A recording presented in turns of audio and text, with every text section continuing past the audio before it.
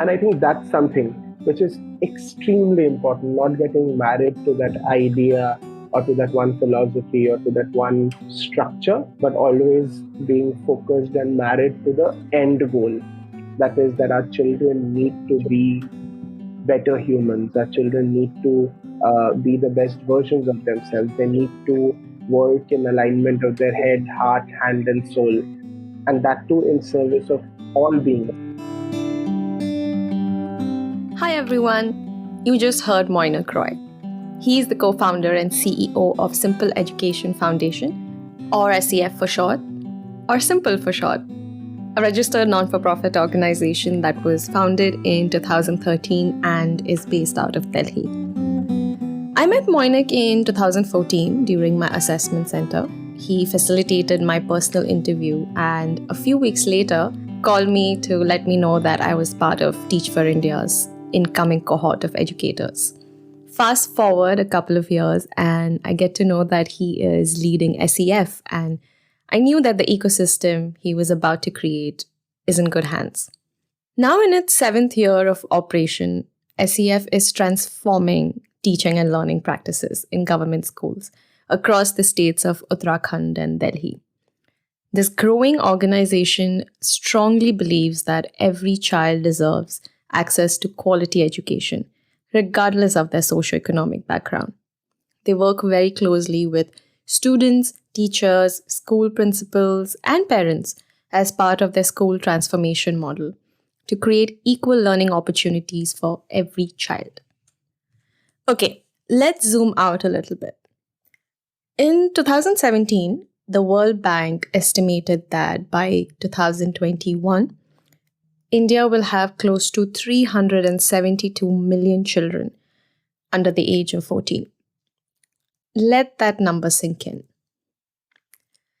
This makes the quality of education a primary determinant of how approximately 27% of the country's population will lead their lives and contribute to society. Let's not forget that they will be joining India's adult population in a few years. With close to 120 million children attending a government school in India, the school teams recognize that quality education can be attained by professionally preparing and developing their cohort of teachers.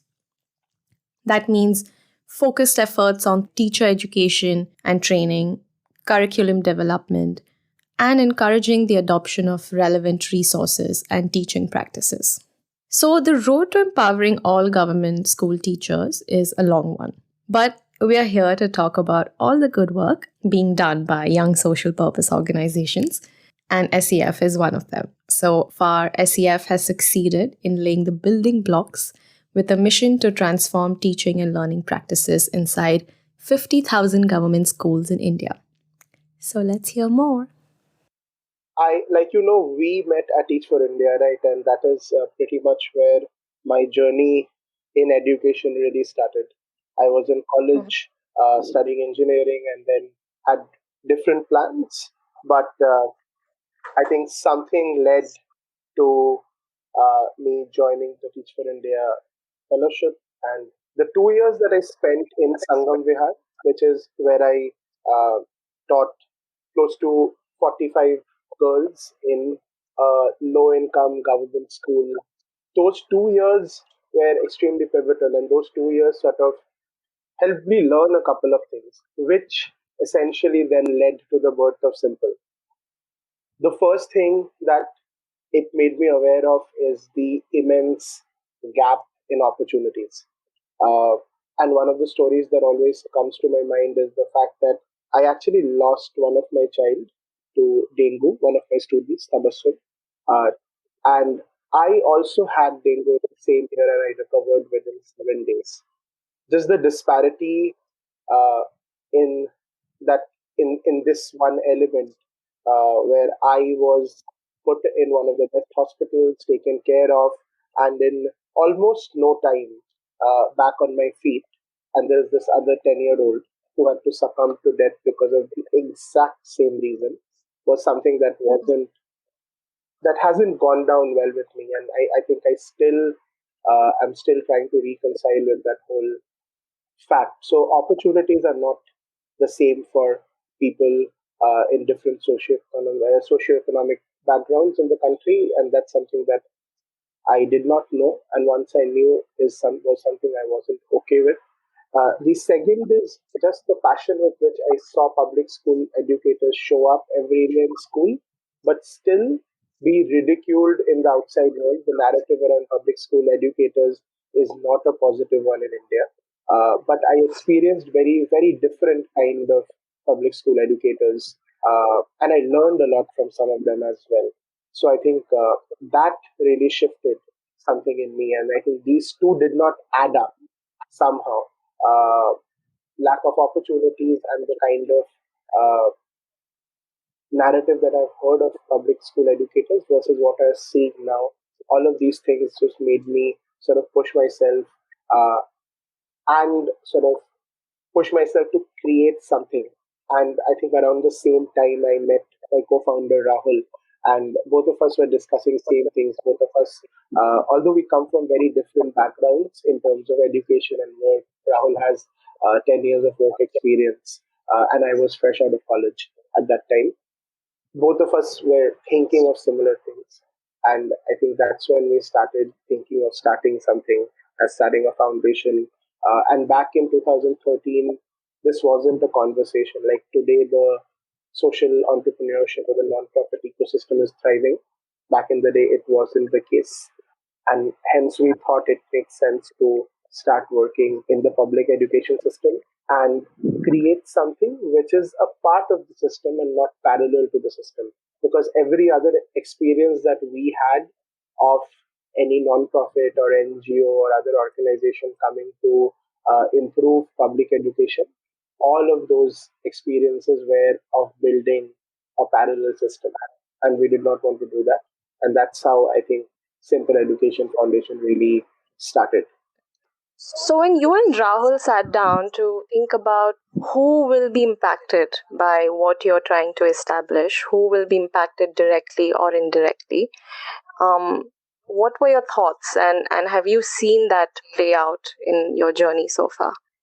So I think at the right from the outset of Simple Education Foundation, Rahul and I were very clear that our ultimate beneficiary, or uh, the group of people that this whole organization, all our work is going to impact, are going to be our students, our children, and we were very sure about it.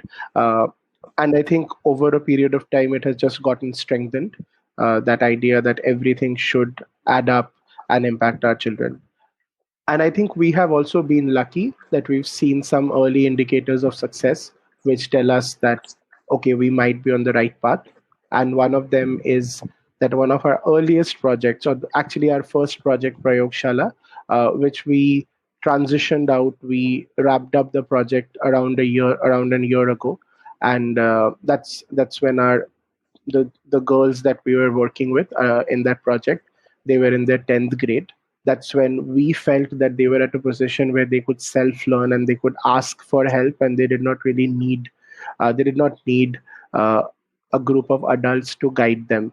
And all of them did really well in their 10th grade exams, and actually two of them also got scholarships to an international school, and they're now going to that international school for the 11th and 12th grade. They got like full scholarship for both the years. And they did all of that on their own. They did their research, they did their admission tests, they wrote their scholarship letters and everything on their own, which pretty much is what we want our children to be. Our vision statement at SEF says to empower children to build a better tomorrow. And I think at least our children in Prayogshala are doing that for themselves. So we are hopeful that all our other children will also do the same. That's amazing. That's a wonderful indicator of success. Congratulations on that. And now I know, and so do our listeners know, that you and Rahul are the first heroes of Simple Education Foundation. But when you reflect back and think about all the years that you've spent doing the wonderful work, who would you say are the other heroes? And what has their contribution been to the mission that you have? So I think there are sets of heroes. So I think definitely the first set of heroes were our first believers. Uh, these are people. So in India, we have different laws around fundraising, which then sort of restrict us to access funds from different avenues. So you are pretty much left to only one avenue, which is asking your friends and family and well wishers. And I think that's when our first group of heroes emerged. And some of these well wishers, some of these supporters have continued to be with us, and they have been partners on this journey. And to the extent that some of them are today on our board. And I think they were one of our first heroes. The second group of people are all the civil servants and the government officials who believed in us when we had done nothing yet. Right. Back in 2015, when the Kashmir government gave us the permission to work with their schools and then with all their teachers in elementary school, we had no experience of doing something like that, and the officials there trusted us, supported us in that whole journey. So I think they were definitely our heroes. And even today, a lot of these government officials continue to support us, continue to encourage us. So I think they were definitely a second set of heroes. Uh, but a third and a very, very, very important set of heroes of the team, all our team members. And we've had some brilliant, brilliant people coming in and working with SEF, and even some of our team members who've transitioned out and gone out to study or have found other avenues of interest. Everyone is still connected to SEF in some way or the other. So they've all worked out as champions and ambassadors of the organization. And I think they are like the primary heroes. So if I have to talk about today, I don't think I play a massive role in building SEF's program anymore. It's all that the it's what the team does, and we have the privilege of having some of the brightest, sharpest, and loving minds in place. So I think it's all of them. And I think their contribution to the organization's mission has been immense. I remember in 2016, when we first actually got a team together, we had no mission statement. Our mission statement would change with every new grant that we wrote or every new application form for funding or for another government partnership that we wrote. So it was changing. And I think at that point of time, the whole team came together. We sat down, we wrote our own vision statement, we wrote our own mission statement, we designed a theory of change, we came up with the core values that the organization wants to strive for, and things like that. So I think every part of SAF is built with the team. So the team has played a massive, massive role. And I think even our earliest supporters, our partners now, their belief in the mission and their belief in the vision is what I think is their contribution. And I think one of the things that I am really proud of as a co-founder of an organization is the culture of the team. And I think that is single-handedly built on the shoulders of all our team members. So yeah, I think SEF is because of the team. That's beautiful. And I like that you said you have the awareness and you acknowledge that you do not play that massive role anymore because you can take that step back and just watch all the amazing people do the work that they do. So that's another indicator of success. Okay. So I'm not sure how many of you have experienced this, but I did very recently and I thought I might share it as a part of this episode. When I conduct research on an organization to learn about their journey, what they stand for, and what they're working towards, I like to see their mission and vision statement. And then also the team that makes up the organization, the people behind what the organization is standing for. When I did the same for SEF, I expected to see Mainak and Rahul listed on top as the co-founders. But that was not the case. Their team is not listed in an hierarchical order. It's not sorted based on position or title or rank. And that made me believe that they truly value each and every member of the team and treat them as one. Out of curiosity, I searched for some other organizations to see if they're following a similar practice, and most of them aren't. And that makes you wonder, right? Too many of us get lost in following the norm and working with the best practices, things that have worked in the past, and get lost in just doing that. I am so happy to see that SEF has set the example for a different way of things, where you truly value and respect each and every person who's working with you and form that bond and relationships, helping you to move forward and dream of a society that does not discriminate. Speaking of indicators of success, what are some of the wins that your team has celebrated over the years, and something that brings a smile to your face when you think about it now? Maybe an example of a specific win.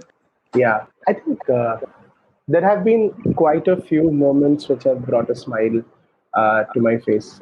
And I think one of them was we had our 5-year celebration in 2018, in December of 2018. So we did it in one of our schools, and that place was bustling. It was like a fair, and we had a lot of people come in. And I was standing at the back and looking at everyone. I saw that everyone was enjoying the moment that they were in, and I think, and they were seeing the students perform. It was entirely student performances. We did not have speeches. We did not have any of those big uh, pitches or NGO things that otherwise nonprofits do in these events. We had nothing of that, none of those. All we had were students performing, speaking, dancing, singing, and all of that.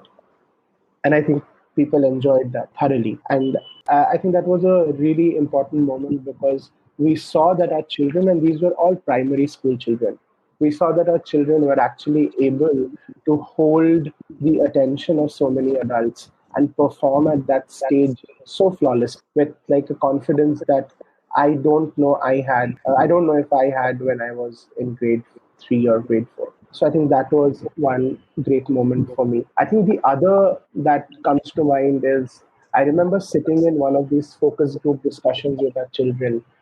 We were in the process of really culling out some of these indicators of student learning in our classrooms, and we were doing a focus group discussion. And one of these kids, this is Kunal, he's now in fourth grade. He was in third grade back then, and we've been working with this with Kunal since grade 1. So he was through uh, he had gone through an experienced SES work for 3 years, and he was sitting in a circle, and the facilitator asked him whether he fights in his class or not. And Kunal said that, yeah, he sometimes fights. And then the facilitator asked whether the teacher comes in and interrupts or sort of intervenes to mitigate the fight or not.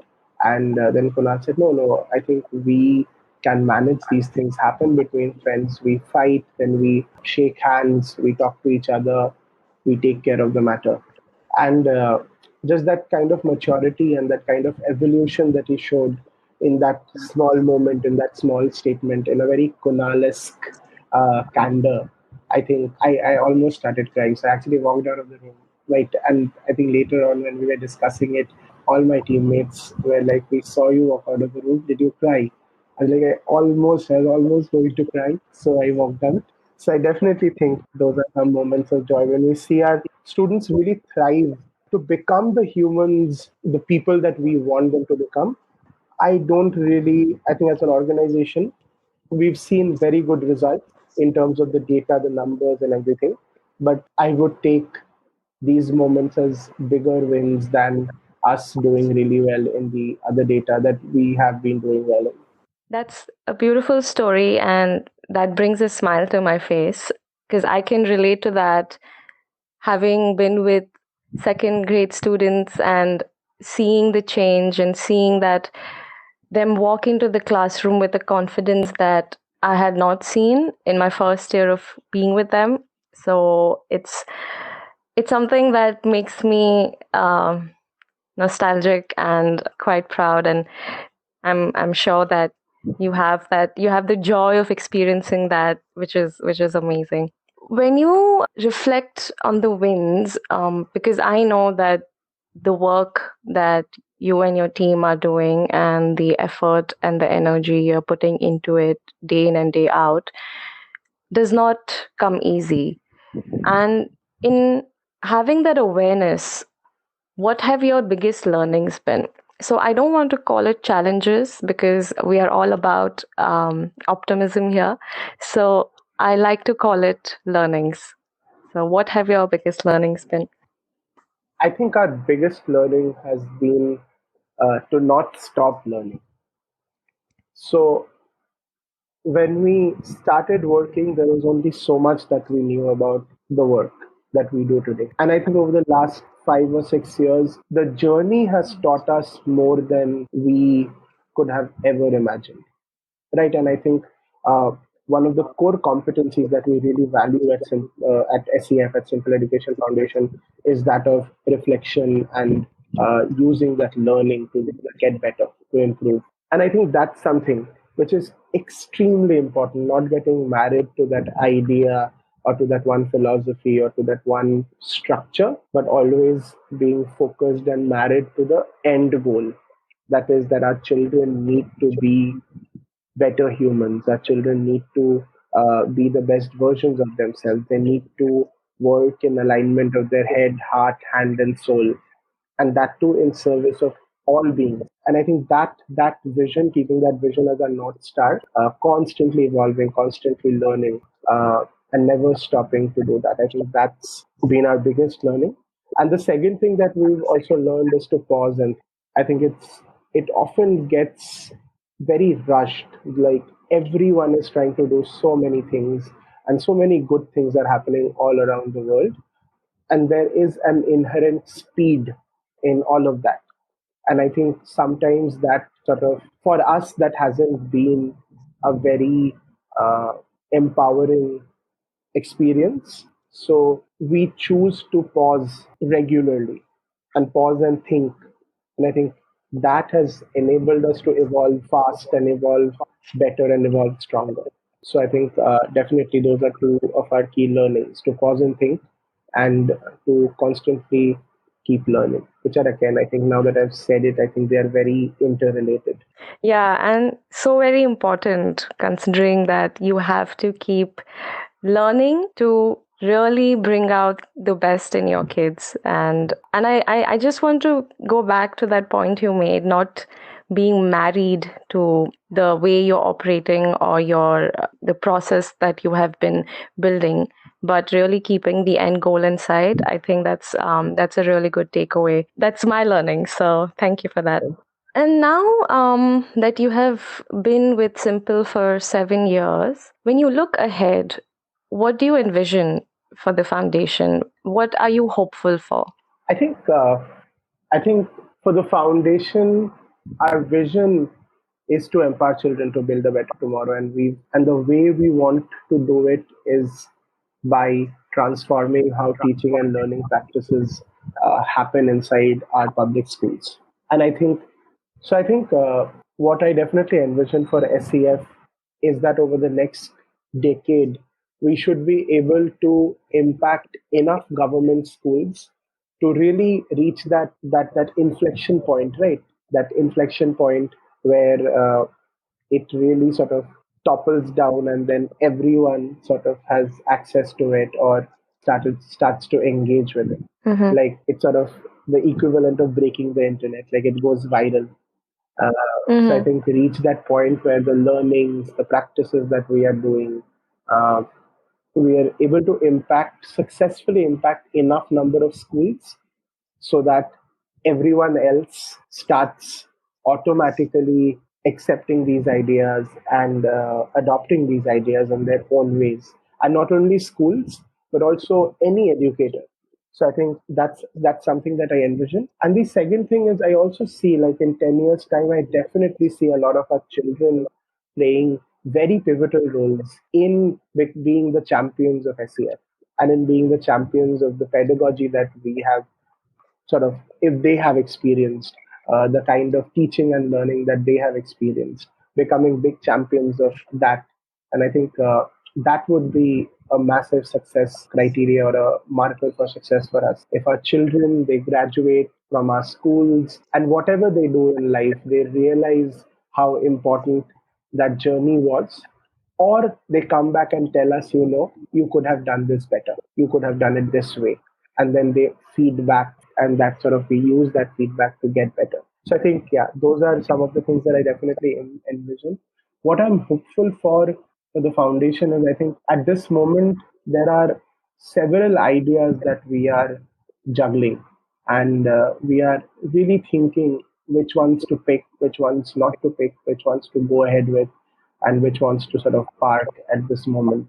Uh, and my hope is that one day we are able to work on all the ideas that we have. And when I say we, I mean the team has. Because each one of them, I see a lot of merit in each idea that comes to the table. And I think just the way we've pivoted during COVID is a great example of the kind of ideas, the kind of work that the team is capable of doing. So I think my hope is that all the ideas that brewing in SEF, right, all of them come to fruition, all of them sort of get launched, and they get to impact, and more children get to experience them. Amazing. Since you brought up COVID, and because it has demanded such big change systems, what has been that one thing that your team has had to do in order to make sure that your children are receiving quality education throughout this period? Yeah. I think one thing that a team has had to do is very is fiercely advocate for mental and physical well-being of our children. So we work with children who come from adverse backgrounds, right? And COVID has added to the adversity that they already live with. So it became more important for us as an organization to ensure that our children are safe. And that was a very difficult case to make to the government, to a lot of other educators that we work with, to a lot of other partners that we work with. So I think that was really, really critical to fiercely sort of fight for the mental well-being of our children and the physical well-being of our children. I think that's one thing. I'm so glad you brought up mental well-being, because that is something that often gets overlooked, especially in the education sector, and especially when you are working with children from adverse backgrounds, to really understand the importance that they need it all the more, be it because they are of that age or because of them not being aware of how big or how distressful this pandemic is. So that's wonderful, and I'm so glad that you brought that up. All right, so now we come to the question that defines this show, and that is, what if we saw more schools, be it public or private, integrate their idea of head, heart, hand, and soul? What kind of a society do you think that'll help in raising? This is really a powerful question, right, Pooja? Uh, this is the vision that we have. How do we ensure more and more schools and learning spaces are enabling children to act uh, with alignment in head, heart, hand, and soul? And I think the world will look really different. The first thing uh, that I think will change uh, is just the inner conflicts, the inner negotiations that we constantly do. Uh, those things will become easier. The second aspect is the extension of this piece. The student vision at SEF also goes on to say, acting in alignment of the head, heart, hand, and soul in service of all beings. That aspect of in service of all beings is really powerful, because that is where I think we sort of surpass the boundaries of humanity and think about nature, think about uh, animals and plants and birds, and everything around us.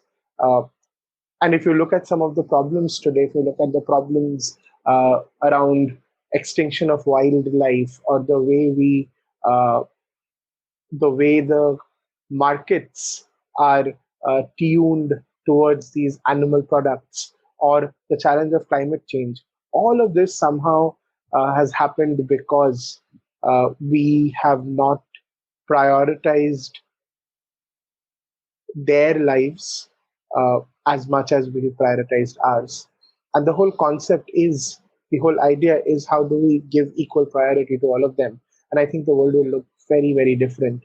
There will be this true harmony between all beings. And I think there will be mutual respect, where we understand that this world is to be shared with everyone, and not something that we will continue to own, and we will continue to exploit. And I think that's a massive shift that we see. And also, and the other thing, right, which is, if you look at some of the bigger challenges that we are facing today, these challenges are challenges of violence, gender-based violence, caste-based violence, faith-based violence. And I think all of these elements somewhere boil down to that idea of dignity and respect, and just that human dignity for another person, or just dignity for everyone around us, and respect for everyone around us. And I think once, or when our children, or when we as a collective start acting in alignment, start acting with alignment in our head, heart, hand, and soul, we will be at a place where a lot of these things will stop happening, because a lot of these urges, a lot of things that provocate these actions, or a lot of these things which sort of elicit these actions, will stop existing. And I think that is where we want to be, and that's a world that we want to create at SEF. And I think I would love more schools, more learning spaces, more educators, and just more people uh, really embracing this philosophy, this vision that we have for our students and for everyone around the world. Yeah, thank you for asking that question.